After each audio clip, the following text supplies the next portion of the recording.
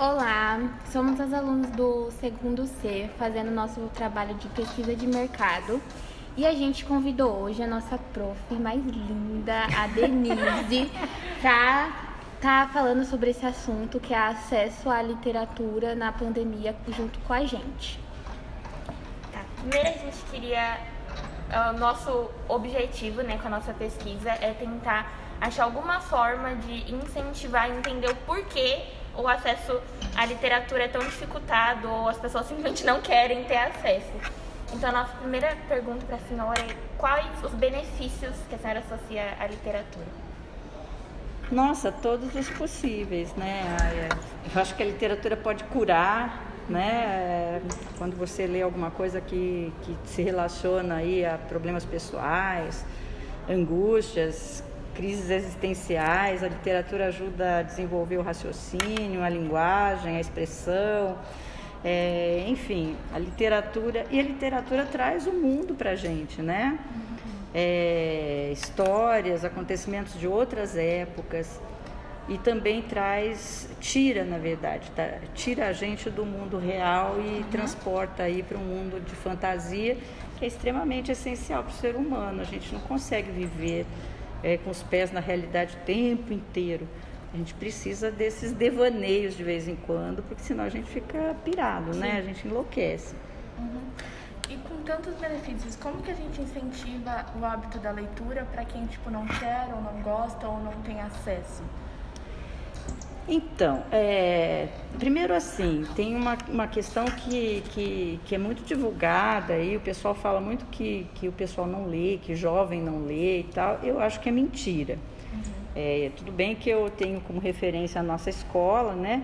E ainda que não leiam aquilo que é obrigatório para vestibular, ou aquilo que a gente é obrigado a passar por conteúdo e tal, mas o pessoal daqui lê, né? Então o pessoal está sempre com o livro embaixo do braço, seja best-seller, seja coleção Harry Potter, não importa, mas o pessoal lê sim, né? Carrega, às vezes vem de metrô e carregam aqueles livros super grossos. Talvez o que a gente possa fazer é estimular a ler outras coisas além desses que estão na moda e tudo mais. Agora, a literatura para incentivar é algo que tem que ser feito desde cedo, né? Eu acho que deixar livro à disposição das crianças, sem grandes imposições, sem prova de livro, esse tipo de coisa não funciona mais. Baratear a literatura, não é? As editoras tem aí dois lados, né? As editoras querem lucrar demais e o preço do livro já é muito caro.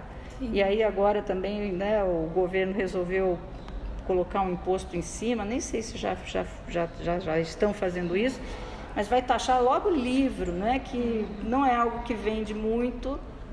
Na verdade vende bem, mas ainda não é algo tão comercializável como outras tranqueiras que tem por aí, e ainda vai pôr mais imposto em cima. Então vai ficar um preço absurdo e o acesso vai ficar pior. O acesso à literatura, toda escola tem uma pequena biblioteca, os bairros têm biblioteca. Isso não é novo. Mário de Andrade, já na década de 20, 30, ele era secretário de Cultura, ele pegava automóveis, né, que é da época, e esses automóveis circulavam pelos bairros mais afastados da cidade com livros. Então, dá para ter acesso, né, fazer literaturas em bairros distantes, fazer biblioteca em bairro distante, ou itinerante, né, circulando, um caminhãozinho, um ônibus atrativo que passasse pelos bairros emprestando livros e tal. Então tem muitas maneiras de incentivar, começar com coisas pequenas, né, incentivar desde cedo, deixar livro à disposição.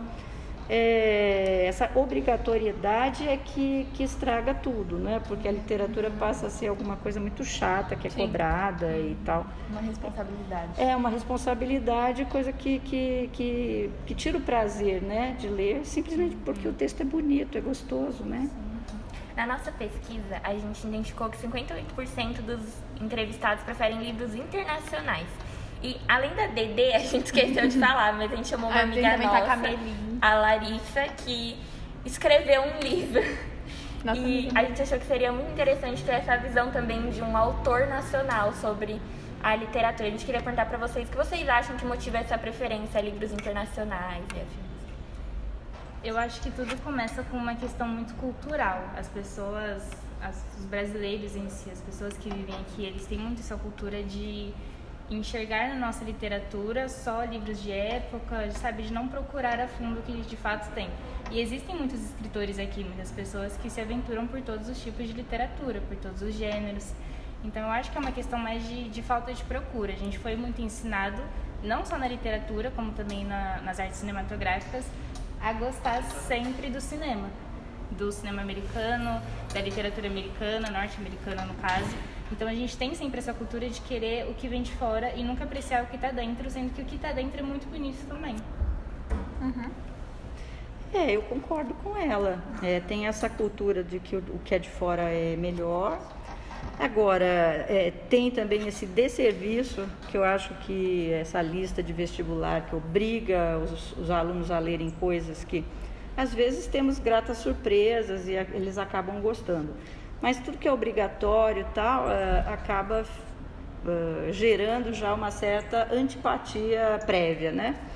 E, além do que, na literatura, principalmente na literatura clássica, não tem personagens com os quais o jovem se identifica, né? Então você pega um Harry Potter, né? Todo mundo fica torcendo para ele. Você pega, sei lá, Desventuras em Série, né? Ou mesmo do vampiro lá, da época da época da minha filha, né? Então eu tenho todas essas coleções em casa.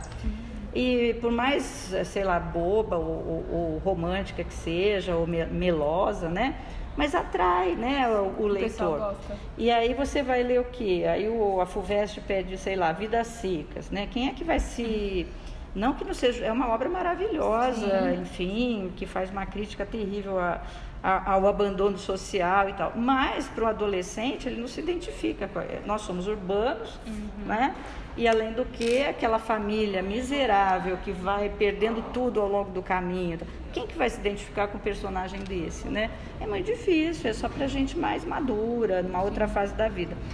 Então, eu acho que falta, e agora, mais recentemente, tem aparecido autores que fazem esse tipo de literatura, né? Que atrai o leitor e tal. Mas não havia, né, na literatura clássica, nessa tradicional que é solicitada, não tem mesmo nenhum personagem que você diga, nossa, eu me identifiquei com ele, vou torcer por ele até o final. Não tem.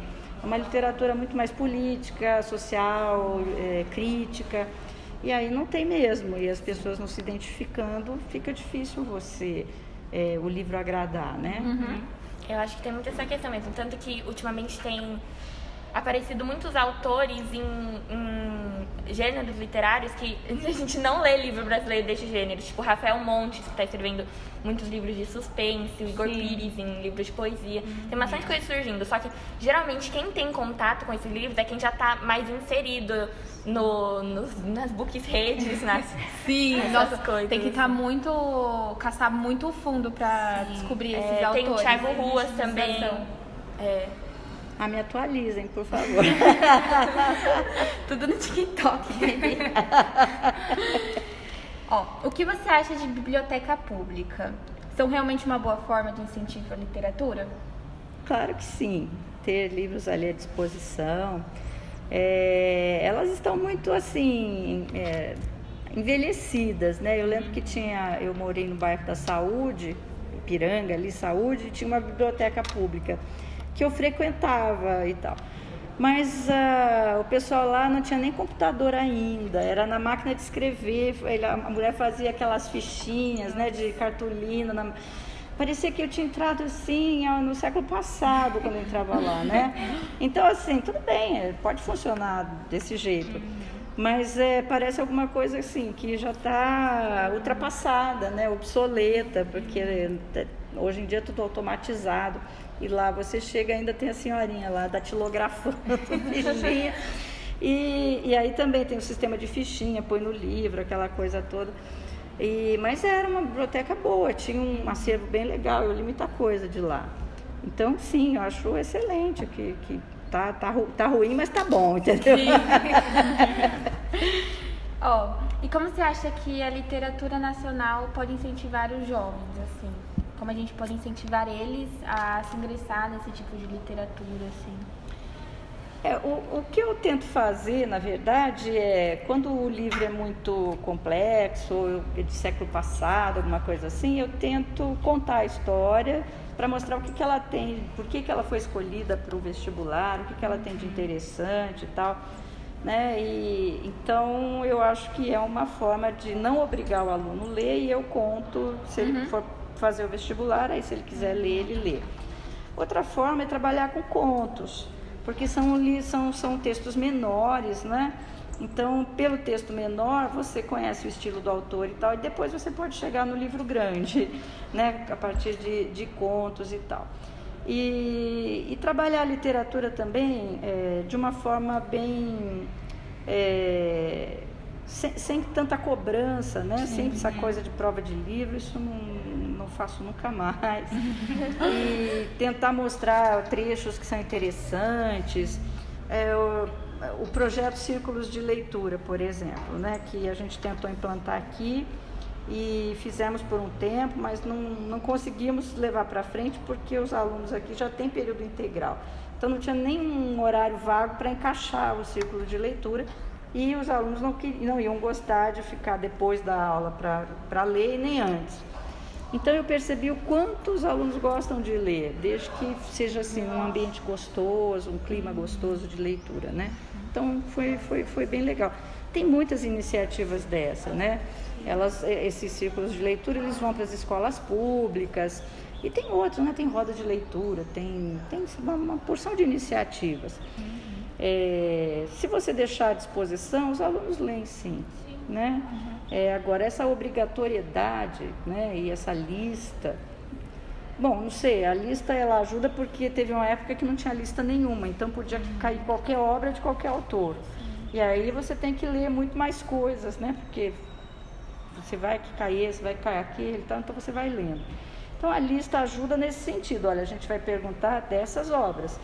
Acontece que essas obras nem sempre agradam, né? A maioria não agrada o leitor. E aí é um desserviço, né? Gerou uma discussão recentemente no TikTok, no Twitter, né? Porque um TikTok tava falando que ele não gostava de Machado de Assis, que ele achava que era ruim.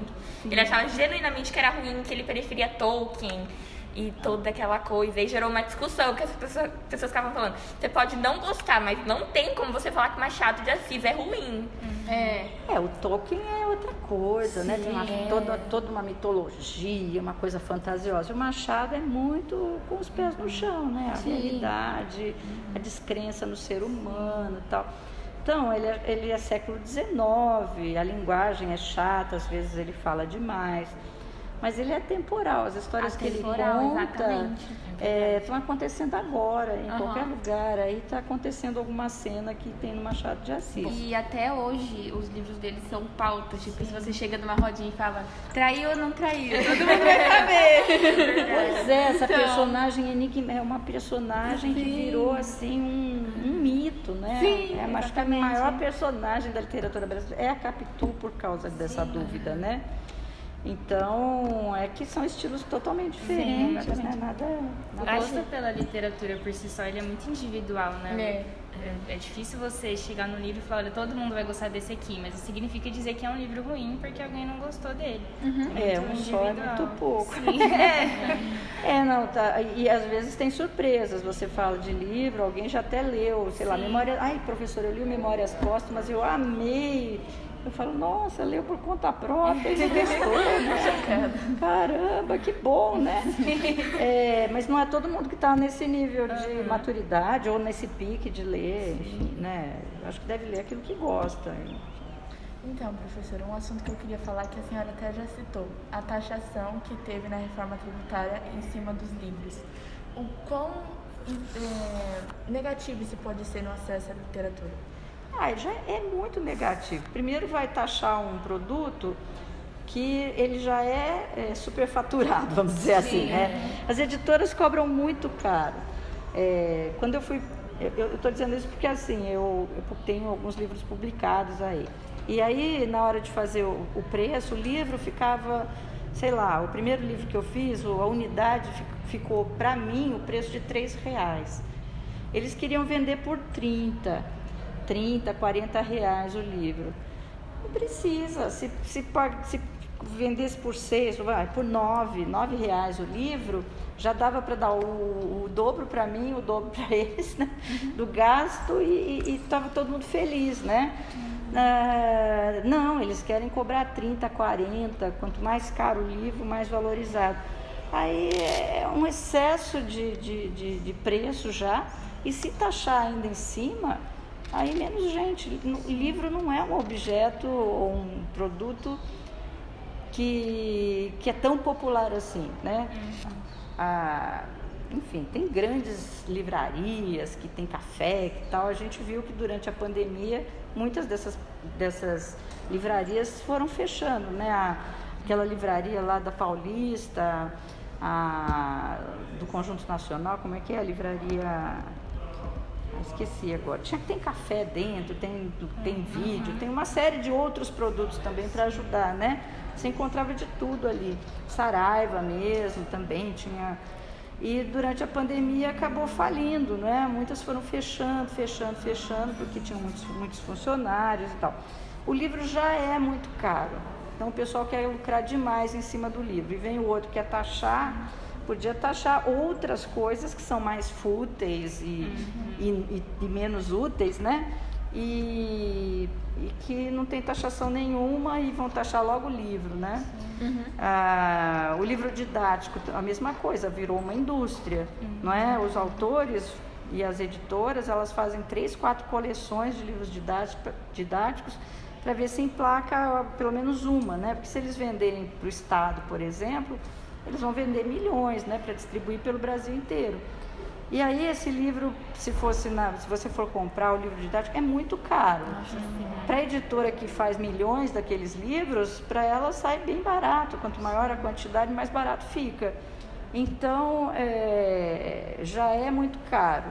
Então, acaba virando uma indústria, né? A indústria do cursinho, a indústria da literatura de vestibular, a indústria do livro didático. Tudo vira indústria e aí o pessoal quer ganhar muita coisa em cima, né? Sim. Enfim, é uma máfia. E aí não é à toa que surge o mercado paralelo, né? A pirataria. Porque aí, essa edição é cara demais, então eu vou tentar conseguir de outro jeito. Mas eu sou totalmente contra. Fala assim, não pode pirataria para livro internacional, tipo. O livro é R$60, eu já pesquisei. O livro é R$60, não tem nem condições de eu estar comprando um livro assim para mim consumir. Então, eu vou procurar um meio de eu ter aquele livro. Mas se for livro nacional,